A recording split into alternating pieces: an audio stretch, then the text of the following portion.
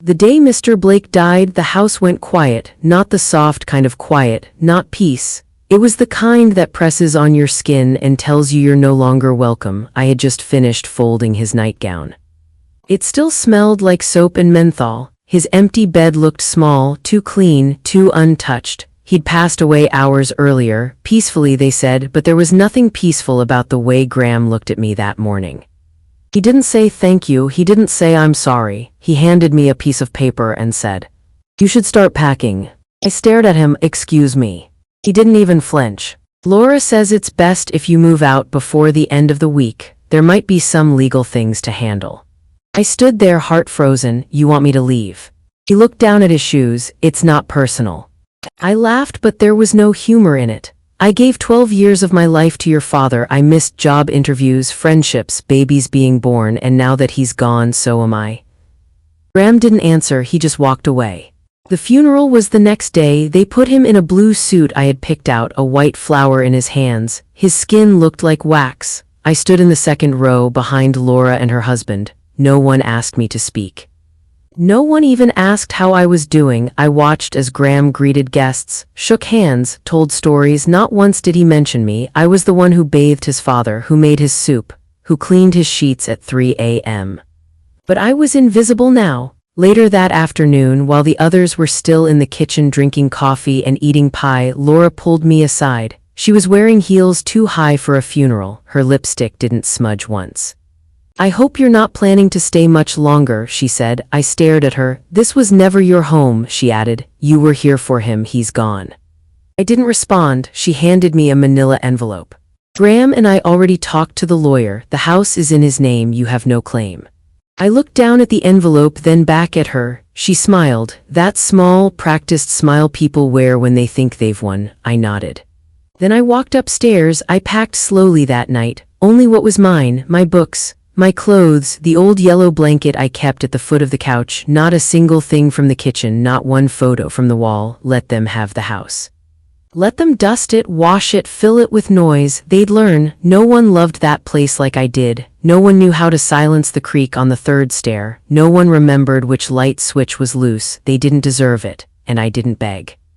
Before I left, I went into Mr. Blake's room. It was empty now, clean, erased, but I could still feel him there. The way he gripped my hand when he was in pain, the way he whispered, "You're the daughter I never had." That memory wrapped around me like armor. I stood in the middle of the room and said quietly, "I didn't fail you." And I closed the door and I walked away. I moved into a small room above a florist shop. The landlady's name was June. She wore bright scarves and never asked too many questions. She showed me where to find the spare key, then said, "Stay as long as you need, no pressure." That night, I sat on the edge of the twin bed, hands still shaking. 12 years gone in a breath. No goodbye, no closure, just a manila envelope and silence where a husband used to be. The next morning, I made coffee with a single burner stove and drank it by the window. Outside, people moved like nothing had changed. Kids chased each other, dogs barked. Life didn't pause for heartbreak. But inside me, something had cracked. I wasn't angry, not yet. I was hollow. Like the part of me that believed in family had gone to sleep. A week later, Margaret called. She used to work with me back when I was still a nurse. She didn't know I had moved. "I heard about your father-in-law," she said softly. "I'm so sorry, Di." I swallowed hard. "Thanks." "And Graham?" she asked. I hesitated. Then I said it out loud for the first time. "He told me to leave." A silence fell between us. Then she said, "Of course he did, that coward." I let out a breath I didn't realize I was holding. "You can't stay quiet forever," she said. "That man walked on your bones for years." I let him. "No," she said, "you survived him." I started walking every morning, nothing far, just around the block, down past the bakery, through the park. It cleared my head. I didn't think about Graham or Laura. Or the rooms I'd once called mine. I thought about warm bread, soft sunlight, my feet on solid ground. One morning I passed a bulletin board near the library. A small flyer was pinned to the center. "Widowed, left, forgotten. Come sit with us, Thursdays at 7. I tore off the tab with the address. The group met in a church basement that smelled like lemon oil and old books. 6 women sat in folding chairs arranged in a circle. No one smiled too brightly. No one asked anything too soon. When it was my turn, I said, "My name is Diana. I took care of my father-in-law for 12 years, then I got kicked out of my home the day he died." A woman with short gray hair looked up. "Was it your house?" I hesitated. "No, but it was my life." Another woman nodded. "Same thing, really." We sat in silence for a while, then someone passed me a cookie. Just like that, I didn't feel quite so alone. That night, I lay awake staring at the ceiling. I kept thinking of something Mr. Blake once said back when he could still speak clearly. He was having a rough night, his legs were cramping, and I was massaging them. "You're not like Laura," he'd whispered. "You stay when it's hard." I blinked against the tears. "You see me." He saw me. That memory became my anchor, not Graham, not the marriage license, not the years I'd given away, just that voice. "You see me?" One morning I walked by a lawyer's office, big windows, gold lettering, professional looking. I stopped, stared for a long time, then I walked in. The receptionist looked up. "Do you have an appointment?" "No," I said, "but I need someone to help me understand what I gave up." 10 minutes later, I sat across from a woman named Elise. She wore no-nonsense glasses and red lipstick. I told her everything. She listened without blinking.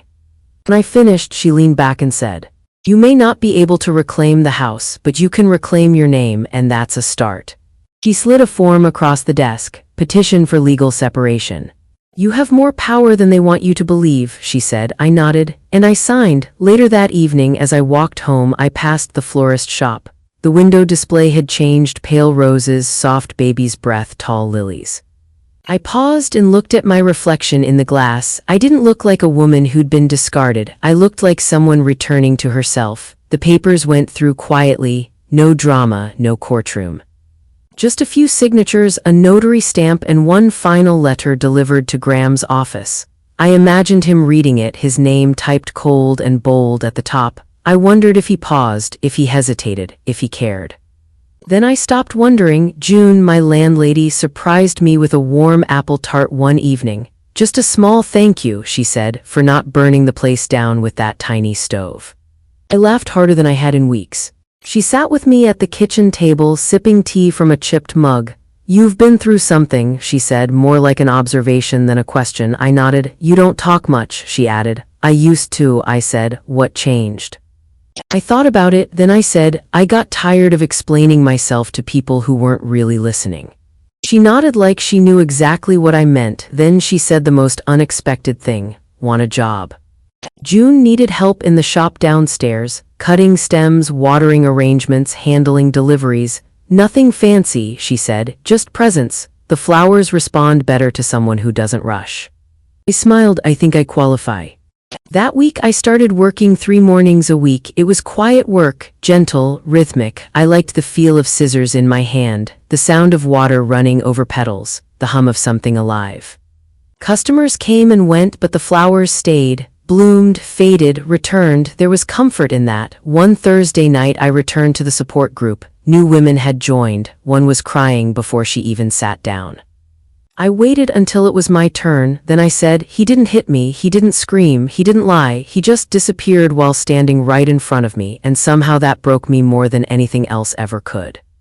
No one gasped. One woman whispered, "God, yes." The next day, a delivery man brought a package to the shop. It was from Laura. I didn't open it right away. I placed it on the table in the back room and stared at it like it might bite. Eventually, I pulled off the tape. Inside was a photo album, one ID made years ago for Mr. Blake, filled with birthdays, holidays, quiet moments. There was a note on top. "We found this while cleaning, figured you'd want it." No apology, no kindness, just efficiency. I held the album in my lap. There I was in so many photos, smiling behind a cake, brushing snow off the porch, sitting beside his wheelchair. No one had ever called me daughter-in-law in the captions, just Diana. That used to hurt. Now it felt like freedom. That night I tucked the album under my bed, not to hide it, just to give it rest, and I slept deeply. No dreams. No ghosts, just the scent of flowers still clinging to my skin. Sunday morning I went to the park alone. I sat on the same bench I'd passed for years without noticing. A man feeding birds glanced at me. "Beautiful morning," he said. I nodded. "New around here?" "Not really," I replied, "but it feels like I just arrived." He smiled. "Best way to feel." I sat there long after he left, letting the sun touch my face. letting the silence hold me. Letting myself begin. Monday morning, June handed me a small bouquet and said, "This one's for you." I blinked. For what? For surviving something hard. We don't celebrate that enough. I took the flowers in both hands. Peach roses, tiny blue forget-me-nots, and one sprig of lavender. Not a grand gesture, just enough to say, "I see you." I placed them in a jar on the windowsill upstairs. And for the first time in years, my home smelled like something that was only mine. That afternoon, Margaret texted, "Coffee this week, I miss your face." I smiled. We hadn't seen each other in person since the call. I replied, "Wednesday." "My treat." She sent back, "Only if you let me buy the muffin." The cafe was small, tucked beside a bookstore just off the main street. Margaret was already there when I arrived, wearing a denim jacket and reading a paperback mystery. She looked up and grinned. "You cut your hair." I touched it instinctively. "Too much." "No," she said, "it looks like the kind of woman who knows what she wants." We ordered coffee, split the muffin. She leaned in at one point and asked softly, "Have you heard from him?" I shook my head. "Not a word." "Would you answer if he did?" I looked out the window. The street was busy, people laughing, shopping, living. The world didn't pause just because I'd once belonged to someone. I think I'd let the silence answer for me. She nodded. "That's the strongest thing I've heard all week." After we hugged goodbye, I didn't go straight home. I wandered into the bookstore. A young man offered to help, but I said, "I'm just looking." He smiled. Sometimes that's how we find exactly what we need. I walked the aisles slowly, letting my fingers trail across the spines. Then I found it, a blank journal bound in soft green leather. No title, no lines, just space. That night I opened the first page and wrote, "I gave up my silence, not my soul." And I kept going, page after page. Not with memories, not with grief, with dreams, what I still wanted, what I still craved, what I never dared to say out loud. I wrote until my hand ached and my chest felt warm. When I closed the journal, I smiled. There was life left in me, not a second act, a whole new story. The next week, a woman came into the shop asking for a sympathy arrangement. She looked flustered, overwhelmed. Her hands shook as she tried to explain. I gently took her order and asked, "Was it someone close?" "My mother," she said, voice cracking. "She lived alone. I didn't visit as often as I should have." I stepped around the counter and touched her arm. "She knew you loved her." The woman nodded, tears spilling. We stood there, just the two of us, surrounded by lilies and carnations and sunlight, and I realized. This was what I was meant to do now, not fix broken men. Not hold together families that never made space for me, but be present, be real, and let other women know they weren't invisible. Not anymore. That evening I took the last of my boxes from storage. There wasn't much left. Just one framed photo of me and Mr. Blake from years ago, he in his wheelchair, me behind him, arms wrapped over his shoulders. I studied it for a long time. He was the only one who ever saw me clearly in that house. But now I saw myself, and that was enough. I placed the photo on a small shelf, not as a shrine, just as a reminder of what I gave, of what I survived, of who I became. 2 weeks later, I received a letter, a real one. In an envelope, handwritten. I hadn't seen that familiar slanted script in a long time. The return address read, Graham Blake. I stared at it for a full minute before opening it. The letter was short, barely 6 lines. "Diana, I heard from Laura you've been staying above a flower shop. I never meant for things to get ugly. I just thought maybe we both needed space. I've been thinking about how things ended. If you want to talk, you know where I am. Graham." I folded the letter once, then again, then I dropped it in the trash without a word. That night I couldn't sleep, not because of the letter, but because I felt clear. I didn't want revenge. I didn't want closure. I didn't even want an apology anymore. I wanted distance. And now I had it, real distance, not just miles but understanding. The next morning I walked into the flower shop early. June looked up from the register. "You're glowing. Did something good happen?" I shrugged. "Something quiet did." He smiled. "That's the best kind." I arranged peonies in the front display, put soft music on the speaker, wiped down the counter even though it wasn't dusty. Then I flipped the closed sign to open. At noon, a man came in asking for a bouquet for his wife. "Anniversary," he said, 22 years. "Congratulations," I replied. "She deserves better than me," he added, chuckling nervously. I paused, then said, "Get her something that takes your breath away." He blinked. "You think flowers can do that?" "They can if you mean them." He left with tulips, baby's breath, and a card. I hoped he meant every word. That evening I wrote in my journal again. He wanted me to talk, but what I needed was to walk, and I did, one foot then the other. I closed the cover, placed it gently on the table, and realized I hadn't cried in days. Not out of stubbornness, but because the ache had softened. I no longer lived in survival mode. I had slipped into something better, peace. On Sunday, Margaret showed up with 2 cups of coffee and a plan. We're going to the lake. I blinked. What? There's a spot I used to visit. You need it. I won't take no. So we drove. The road curved through pine trees and wildflowers. We didn't talk much. At one point, she reached over and turned up the radio. A song we both loved from decades ago. We sang the chorus like we were still 25, and when we reached the lake, the world opened up. Blue sky, glassy water, the smell of earth and sun. Margaret spread out a blanket. Let's breathe. That's the whole plan. So we did. She fell asleep with a book over her face.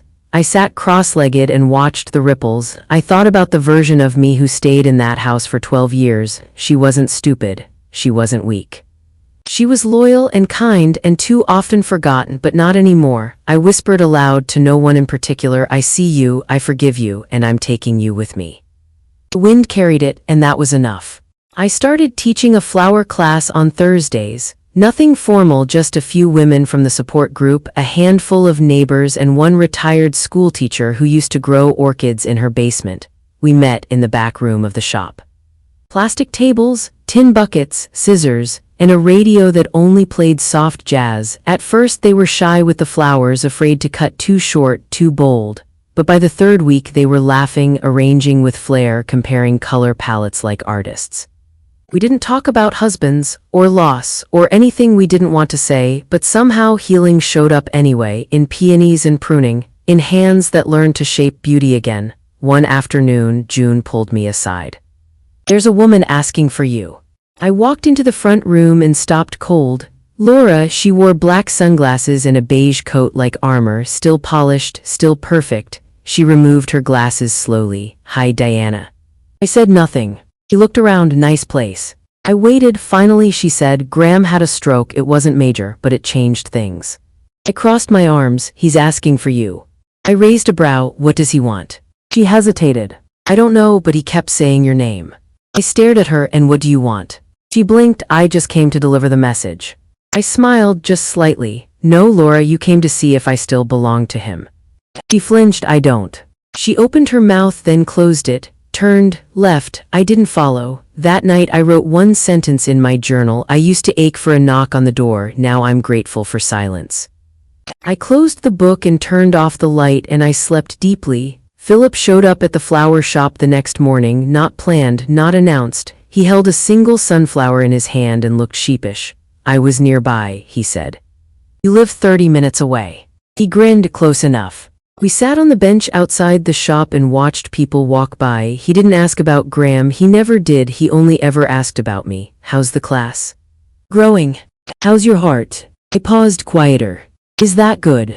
I nodded. Very. He reached into his pocket and handed me a folded piece of paper. What's this? A list, he said, of places we could visit this fall. You said once you'd never been to the mountains. I opened the paper. 5 handwritten ideas. Asheville, NC. Big Sur. Smoky Mountains. Some quiet cabin in Vermont. Anywhere you'll let me go with you. I smiled. It wasn't a proposal. It wasn't pressure, just an invitation. I'll think about it, I said. I've got time, he replied. That night I lit a candle in the kitchen, cooked myself a real meal. No toast, no soup, pasta with garlic and lemon, fresh salad. A glass of wine. I set the table with linen napkins and music, and I sat alone, not lonely, just full of light, of space, of possibility. I toasted the air and whispered, to the woman I'm becoming. The first leaves started to turn. Gold and red crept across the trees like paint from an invisible brush. I walked to work in sweaters now. June switched the window display to pumpkins and eucalyptus. And our flower class moved from fresh blooms to dried arrangements and pressed leaves. Everything ends, I told the group one Thursday, holding a branch of deep orange maple, but some endings are just quieter beginnings. They didn't say much in response. They didn't need to. Their silence was full of knowing. Philip and I took our first trip 2 weeks later, a small cabin tucked in the woods of North Carolina. Wood-burning stove, creaky porch swing, no cell signal, just trees and firewood, and two people who no longer needed to prove anything to each other. He cooked breakfast. I made tea.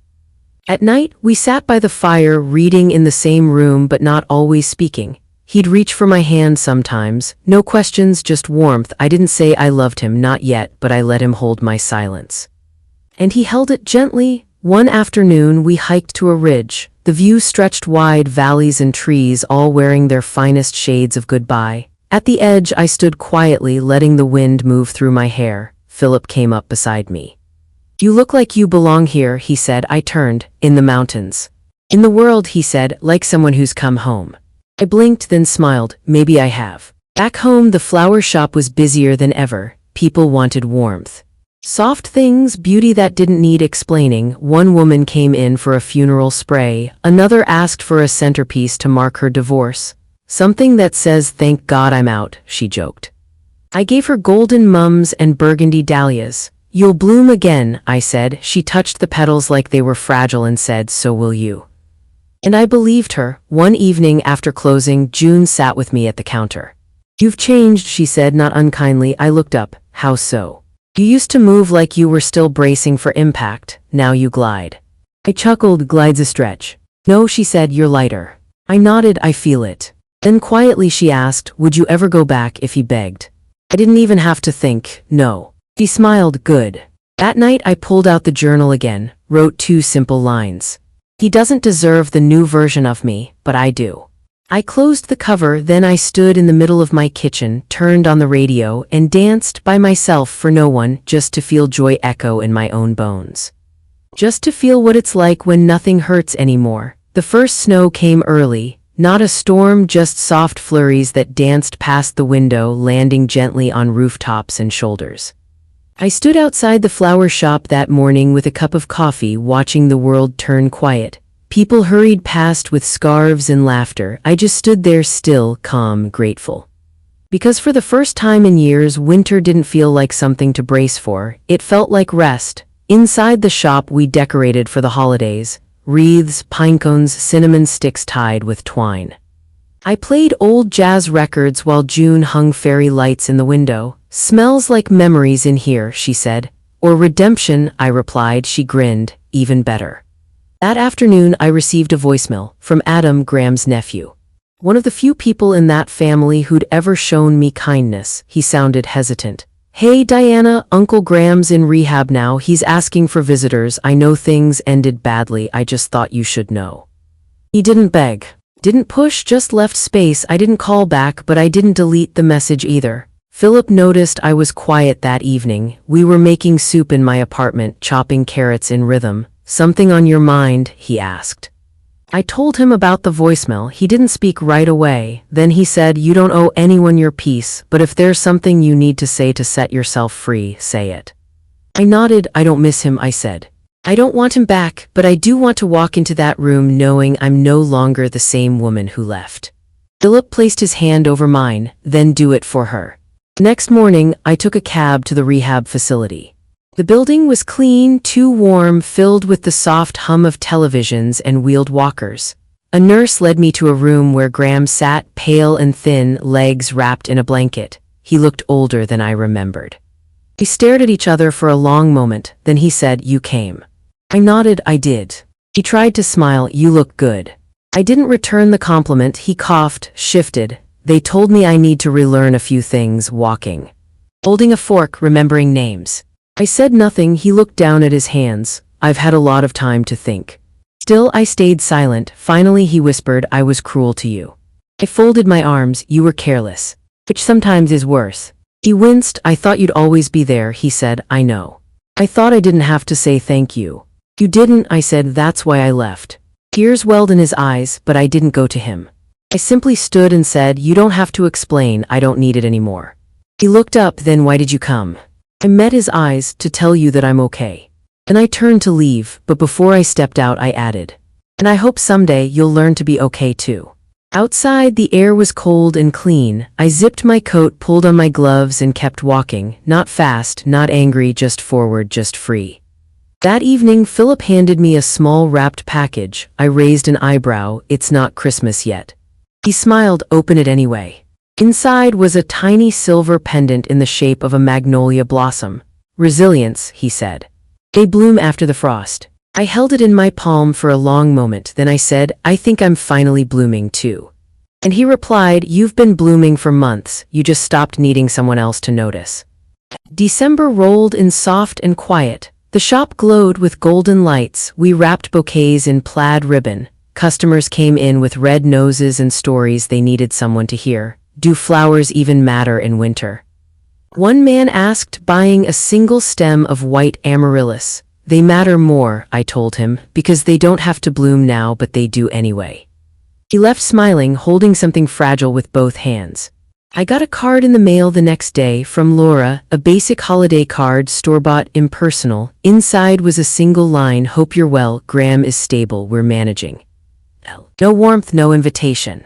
Just a flat update wrapped in cursive. I laughed softly as I tossed it into the trash. Even her good intentions had sharp edges. At our last Thursday class before Christmas, the flower room buzzed with laughter. We made centerpieces with fir branches, orange slices, and cinnamon sticks. At the end of the night, the retired schoolteacher stood up, held her centerpiece like a newborn, and said, "This is the first thing I've made for myself in a long time." The room clapped. I felt my chest warm, not with pride but with something deeper, purpose. I wasn't just surviving anymore, I was creating space for others to come back to themselves too. That weekend, Philip and I went ice skating. He was terrible at it, held onto the rail with both hands and muttered curses under his breath. I skated circles around him, laughing until my sides hurt. You think this is funny? He asked, wobbling. I nodded, deeply. He gave up after 20 minutes and bought us hot chocolate instead. We sat on a bench near the rink, watching children fly past like shooting stars. He turned to me and said, "You look happy." I am. No regrets. I shook my head, none that matter. He took my hand and didn't ask anything else. That night I stood at the mirror brushing my hair. The pendant he gave me lay warm against my skin. In the reflection, I saw someone I recognized, but also someone new, not the woman who folded other people's laundry in silence. Not the woman who memorized other people's pain, not the woman who begged to belong. I saw me. And for the first time in my life, that felt like enough. On Christmas morning, I woke to the smell of cinnamon and the sound of jazz playing low on the radio. Philip was in the kitchen, singing off-key while flipping pancakes. I stayed under the blanket for a moment, just watching, not rushing, not bracing, just breathing. He saw me and grinned, "You're missing the magic." I sat up and stretched. The magic's right here. He plated pancakes with powdered sugar and 2 mugs of coffee. We ate by the window, snow falling slow and lazy outside. No gifts, no expectations, just warmth, just joy, just life. Later that day, we went for a walk through the quiet streets. Wreaths on doors, kids building snowmen, someone playing carols from an open window. At the corner near the park, I stopped. Philip turned to me. "What is it?" I looked around and said, "I think I want to do something crazy next year." He smiled. "Like what?" "Buy a little house, maybe start my own shop, flowers and books, maybe tea, something soft." He nodded. "And you'll do it." "You think so?" "I know so," he said, "because you already did the hardest thing. You left what hurt you and stayed gone." I reached into my coat pocket and touched the tiny magnolia pendant. It reminded me of winter's most beautiful secret. The ground may look dead, but underneath things are already growing. New Year's Eve came wrapped in frost. The streets were quiet, fireworks waited behind clouds. And my apartment smelled like citrus and candle wax. I stood by the window in my favorite robe, watching the lights flicker across rooftops. Somewhere downtown, people were dancing. Elsewhere, others were clinging to what no longer fit. But I was letting go, not with grief, with grace. Philip arrived just before 8, holding a paper bag and wearing a look that said, "I have no idea what I'm doing, but I'm doing it for you." He pulled out 2 paper crowns, a bottle of sparkling cider, and a pack of confetti poppers. "I thought we could ring in the new year like kids," he said. I smiled. "Perfect." We cooked together simple food, full flavors. Pasta with rosemary, roasted vegetables, chocolate mousse in mismatched coffee cups. We ate at the kitchen table under soft light. He raised his glass to starting over. I raised mine to never needing permission again. He clinked. Just before midnight, we stepped outside onto the little balcony. The city waited, and then explosions of color filled the sky: red, green, silver, gold, noise and sparkle and smoke. Philip leaned closer. Any resolutions? I thought for a moment, just one. What is it? I looked at him to keep choosing myself even when it's hard. He nodded quiet, then said, I'll remind you if you forget. I touched his arm. You always do. After the last firework faded, we went back inside. I washed the dishes. He dried, and when the clock read 12:43 a.m., I pulled out my journal. The green leather one that held the pieces of me I'd slowly reclaimed. I flipped to a blank page and wrote, This year I will not shrink, not for comfort, not for guilt, not for anyone who never learned how to see me. I closed the book, exhaled, then turned off the lights and stood still. The world felt new, not because it was January, but because I had arrived in it fully. No half-life, no silence, no more waiting in the hallway of someone else's story. Weeks passed, the shop stayed busy, the flower class grew. Philip helped me scout rental spaces on the weekends. He joked, You're going to be a businesswoman before spring. I corrected him, I already am, I'm just waiting for the building to catch up. He laughed, That's the Diana I love. I raised an eyebrow, You love me. He blinked, I thought that was obvious. I paused, then said softly, It is. And I said it back, not because I had to, not because I was scared to lose him, but because I meant it. And I still meant me first. On the first day of March, the papers went through. I signed a lease. My name, mine alone, was on the dotted line. Diana Blake, owner, florals, paper, tea, space. I painted the walls myself. Hung a wind chime over the door, placed a velvet chair by the window just for sitting and dreaming. The sign outside read, Second Bloom. On opening day, Margaret brought a lemon tart. June brought too many candles. Philip showed up with a bouquet that looked suspiciously like a proposal. I'm not asking, he said, I just want to say, wherever you go from here, I'll be cheering. I smiled, You already are. Later that evening, I sat alone in the shop. Lights low, petals scattered across the counter. I looked around and whispered to myself, You made it. And I had, not because they welcomed me back, not because I got justice, but because I gave myself everything they never could, dignity. Room to grow, a soft place to land. I didn't rebuild the old life. I planted something new, and this time, it was all mine.